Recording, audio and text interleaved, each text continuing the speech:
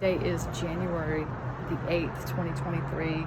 My name is Crystal Myers-Barber. I attempted to do 2 Facebook Lives, but they mysteriously shut down. So I'm going to come back on this recording and give you an update on the Brunson brothers case.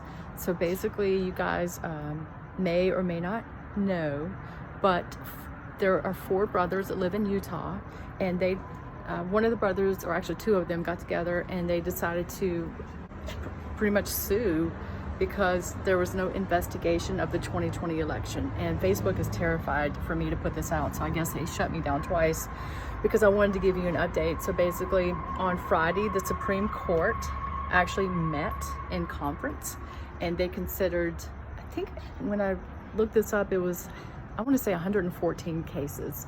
114 cases, but they're only going to take on, I believe it was a lowball number, like 4 or 6, and we won't know until tomorrow, which is Monday. I started noticing online that many people were reporting this incorrectly, and they were saying that the Supreme Court had agreed to take on the case, but they have not agreed to take on the case, and we won't even know until tomorrow. But you know, some of you are like, well, you know, look what they've already done to our elections. Look how it's been so freaking rigged. Look at the 2020 election. We had all these people that were supposed to fight, like, you know, Mike Lindell and Sidney Powell and Giuliani, and trying to remember now. But it just appears that nobody had this angle.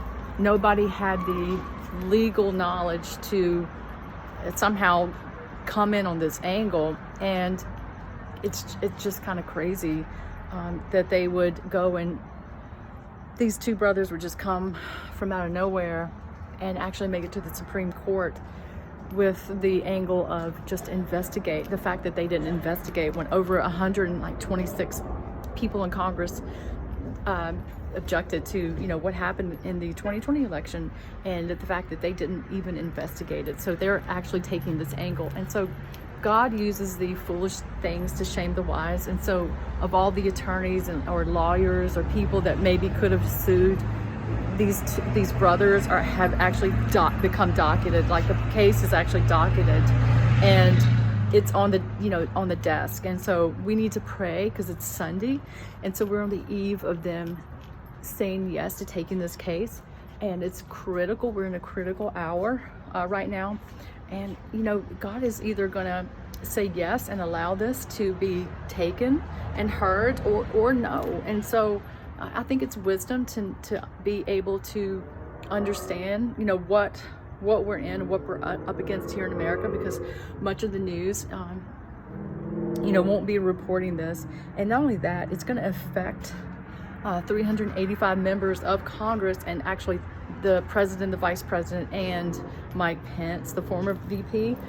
It would actually put them in a place where they would never be able to be in office. They would be removed for treason. So I mean, this is big. So Facebook shut me down twice when I was making my video, and I made sure to come back and give you an update so that you would know and be informed.